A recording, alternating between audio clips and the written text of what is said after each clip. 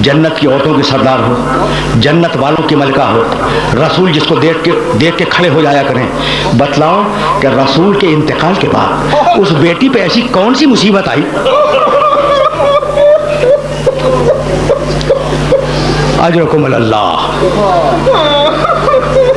देखो, मैंने तो एक सवाल किया था और तुम्हारी आवाज़ें बुलंद हो गई।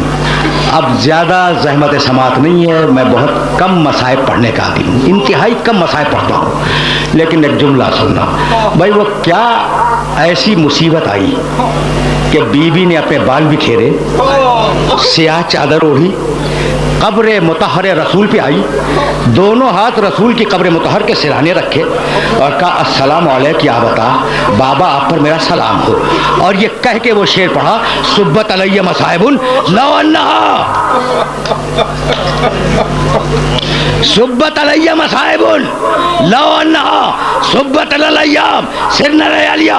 बाबा, मुझ पर वो मुसीबतें पड़ी कि अगर रोशन दिनों पे पड़ती तो वह तारीख रात में बदल जाते। अजरकुम अल्लाह। ये जुमला कहा, आराम से सुन लो, कुछ जुमले सुन लो। ये जुमला कहा, बीवी अपने हुजरे में आई, शिकायत करके बाप से अपने हुजरे में आई, और अब बीवी ने अपने बाप पर गिरिया शुरू किया। सुबह है, बीवी अपने बाप पे रो रही है, दोपहर है, गिरिया कर रही है, शाम है, गिरिया कर रही है। एक दिन बीवी अपने मसनद से टेक लगाए हुए लेटी थी, इतने में अली आए। बिन्ते रसूल, आप पर मेरा सलाम हो। और बिन्ते रसूल, सुनना भाई, मदीने वालों ने आपको सलाम कहा है और कहा है कि आप अपने रोने के लिए कोई वक्त मुअज्जल कर लें, इसलिए कि आपके रोने से हमारे कारोबार दुनियावी में खलल पड़ता है। फतनफ़्फ़सतिस्सुअदा, शहजादी ने एक ठंडी सांस ली और कहा अबुल हसन, मदीने वालों से कह दें कि उनके रसूल की बेटी उन्हें ज्यादा दिन परेशान नहीं करेगी। अबुल हसन, कह दें कि उनके रसूल की बेटी उन्हें ज़्यादा दिन परेशान नहीं करेगी। अबुल हसन, ये पैगाम तो था मदीने वालों के लिए, और आपसे एक ख्वाहिश ये है कि आप मेरे लिए जन्नतुल बकी में एक हुजरा बना दें जिसमें मैं अपने बच्चों को लेकर जाया करूं और अपने बाबा पे गिरिया करूं। अली ने अपने हाथों से जन्नतुल बकी में एक हुजरा बनाया।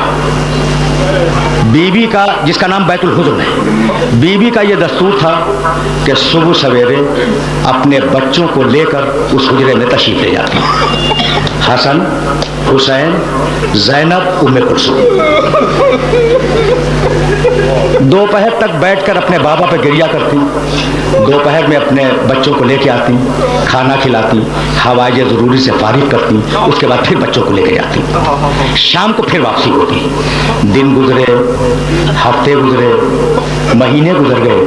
अब जुमला सुनना, एक दिन बीबी अपने बच्चों के साथ घर में दाखिल हो रही थी और अली घर से बाहर जा रहे थे। एक मर्तबा अली की निगाह पड़ी शहजादी के चेहरे पर, कहने लगे कि बिन्ते रसूल, जिस दिन से आपके बाबा का इंतकाल हुआ है उस दिन से मैंने आपके चेहरे पर खुशी नहीं देखी। ये आज आपके चेहरे पर खुशी के आसार कैसे हैं? बीबी ने ठंडी सांस ली और कहा अबुल हसन, क्या पूछते हो? रोते रोते मुझे नींद आ गई थी। मेरा बाबा मेरे ख्वाब में आया, उसने मुझे अपने सीने से लगाया, मेरे सर पे हाथ फेरा और कहा कि बेटी, तेरी मुसीबतों के दिन अब खत्म हो गए। तो अबुल हसन, ये जो तुम चेहरे पे खुशी देख रहे हो, ये मेरे बाबा से मिलने की खुशी है। आराम आराम से कुछ जुमले सुन लो। मैं जाहिर है कि तवील मसाइब नहीं पढ़ा करता, लेकिन जब बात आ गई है तो जी चाहता है कि दो जुमले शहजादी के सिलसिले में अर्ज करूं और तुमसे इजाज़त ले लूं।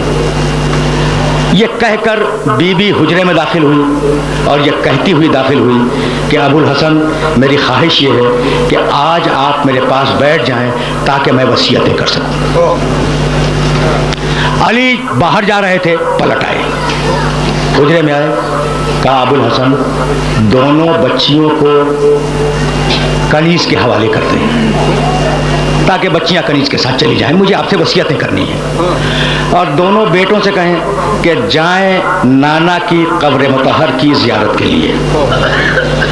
बच्चियां गईं कनीज के पास, हसन हुसैन गए नाना की कब्र की जियारत के लिए। शहजादी ने कहा अबुल हसन दरवाजे को बंद कर दे। अली ने दरवाजा बंद किया, आकर शहजादी के पास बैठ गए। कहा बिन्त रसूल अपनी वसीयतें बयान करें। कहा अबुल हसन मेरी पहली वसीयत तो ये है कि अगर मेरी खिदमत में कोई तकसीर हो गई हो,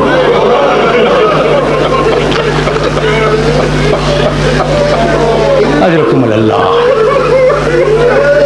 देखो तुमने गिरिया किया और मेरी मजलिस तमाम हो गई।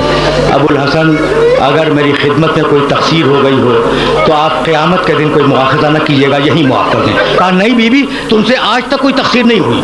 कहा अबुल हसन मेरी दूसरी वसीयत यह है कि मेरे मरने के बाद मेरे छोटे छोटे बच्चे यतीम होंगे, अगर उनसे कोई लग़्ज़िश हो जाए तो उनसे डांट के बात न कीजिएगा।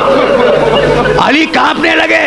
कहा बिन्ते रसूल तुम्हारे बच्चे साहिबाने तथहीर हैं, उनसे किसी गलती का इम्कान नहीं है। कहा अबुल हसन मेरी तीसरी वसीयत यह है कि मेरा जनाजा रात की तारीकी में उठाया जाए और मेरे दुश्मनों को मेरे जनाजे में शिरकत की इजाज़त न दी जाए। और अबुल हसन मेरी चौथी और आखिरी वसीयत यह है कि मेरे दफन करने के बाद मुझे भूल न जाना, कभी कभी मेरी कब्र पर सलाम के लिए आते रहना। अजरकुम अल्लाह। सदाएं बुलंद हो गई और अब जाहिर है कि मैं तकरीर को अपने मरहले पे ले आया। अब इससे ज़्यादा ज़हमत समाअत नहीं दूंगा। अली ने वसीयतें कबूल की। एक मरतबा अली ने रो के कहा कि बिन्ते रसूल तुम्हारी वसीयतें तो मैंने कबूल की, लेकिन अब मेरी भी कुछ वसीयतें हैं, उन्हें कबूल करो। पहली वसीयत तो ये है कि मैं जब तुम्हें ब्याह के लाया तो मैं मुफलिस था, तुम्हारी खिदमत का हक अदा न कर सका, तो अपने बाबा से मेरी शिकायत न करना। मेरी दूसरी वसीयत ये कि अपने बाबा को मेरा सलाम पहुंचा देना और उन्हें बता देना कि उनकी उम्मत ने मेरे साथ क्या किया। और मेरी तीसरी और आखिरी वसीयत ये कि मैं मरने के बाद भी सलाम के लिए आता रहूंगा, लेकिन शर्त ये कि जब भी सलाम करूं अपने कानों से जवाब सलाम सुनूं। बीबी ने वसीयतें कबूल की।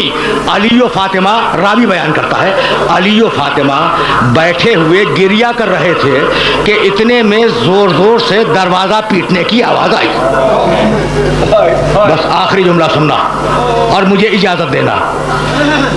शहजादी ने कहा अबुल हसन देखें कि ये दरवाजे पे कौन आ गया। अली ने पुकार के पूछा दरवाजे के बाहर कौन है। एक मरतबा रोते हुए बच्चों ने आवाज दी कि बाबा हम आए हैं। एक मरतबा अली करीब गए, दरवाजा खोला, देखा कि हसन हुसैन दरवाजे पे खड़े हैं और रो रहे हैं। कहा बेटो मैंने तो तुम्हें नाना की कब्र की जियारत के लिए भेजा था, ये तुम इतनी जल्दी कैसे आ गए। तो दोनों बच्चों ने रो के कहा कि बाबा जब हम नाना की कब्र पे पहुंचे तो इब्राहिम खलीलुल्लाह की आवाज आई कि या रसूल अल्लाह फातिमा ज़हरा के यतीम आ रहे हैं। तो बाबा क्या हमारी अम्मा दुनिया से गुजर गई। अजरकुम अल्लाह, अजरकुम अल्लाह। आपने गिरिया किया, तकरीर तमाम हो गई। अब आखिरी जुमला अर्ज कर रहा हूँ। अली और फातिमा ने वसीयतें की और अब अली बाहर आए। अली बाहर आए, मस्जिद में बैठ गए। शहजादी ने कनीज से कहा ये मेरी तकरीर का आखिरी जुमला है, तुमने गिरिया किया, मजलिस तमाम हो गई। और तुम जानते हो कि मैं तवील मसाइब नहीं पढ़ा करता, आज मैंने बहुत मसाइब पढ़ लिए, फकत आखिरी जुमला सुनो और मुझे इजाजत दे दो। अली मस्जिद में आके बैठ गए। बीबी ने कनीज से कहा कि मैं अब हुजरे को बंद कर रही हूँ, जब तक जिक्र इलाही की आवाज़ आती रहे उस वक्त तक समझना कि मैं जिंदा हूँ, और जब जिक्र इलाही की आवाज़ बंद हो जाए तो जाकर अली को इत्तला दे देना। कनीज दरवाजे के बाहर बैठ गई। एक मर्तबा जिक्र इलाही की आवाज़ बंद हुई, कनीज दौड़ती हुई मस्जिद में आई। हिम्मत नहीं है कि अली से कुछ कह सके। एक मर्तबा कनीज ने सर से चादर खींची और अली के कदमों पे डाल दी और कहा मौला इन्ना लिल्लाह व इन्ना इलैहि राजिऊन, इन्ना लिल्लाह व इन्ना इलैहि राजिऊन। फकत दो जुमले। अजरकुम अल्लाह। अजरकुम अल्लाह, तुमने गिरिया किया। मजलिस अपने आखिरी मरहले में दाखिल हो गई। अली आए, गुस्ल दिया, कफन पहनाया, जनाजा तैयार किया। ये है मेरी तकरीर का आखिरी जुमला। जब जनाजा तैयार हो गया तो एक मरतबा आवाज़ दी, या हसन, या हुसैन, या ज़ैनब, या उम्म कुलसूम, हलुम्मु इला ज़ियारत उम्मकुम। तुम्हें कुछ मालूम है कि इन बच्चों की उम्रें क्या थी? हसन 7 साल के थे, हुसैन 6 साल के थे, शहजादी ज़ैनब 4.5 साल की थी, शहजादी उम्म कुलसूम 2.5 साल की थी। आवाज़ दी जनाजा तैयार करके कि हसन अपनी माँ का आखिरी दीदार करो, हुसैन अपनी माँ का आखिरी दीदार करो, ज़ैनब उम्म कुलसूम अपनी माँ का आखिरी दीदार करो। घर की कनीज बयान करती है कि 2 बच्चे दौड़ते हुए माँ के पास आ गए। हसन आए, उम्म कुलसूम आई, और 2 बच्चे दरवाजे पे खड़े रहे। हुसैन खड़े रहे, शहजादी ज़ैनब खड़ी रही। अली ने आवाज़ दी, बच्चों तुम भी तो आओ। हुसैन ने रो के कहा कि बाबा हम उस वक्त तक नहीं आएंगे जब तक अम्मा वैसे न बुलाए जैसे मरियम ने ईसा को बुलाया था। बस ये सुनना था कि फातिमा ज़हरा के बंदे कफन टूट गए। एक हाथ ने हुसैन को बुलाया, एक हाथ ने ज़ैनब को बुलाया। दोनों बच्चे आकर माँ के सीने से लिपट गए। एक मरतबा जिब्रील ने आवाज़ दी कि या अली बच्चों को माँ से अलग करो वरना कायनात में ज़लज़ला आ जाएगा।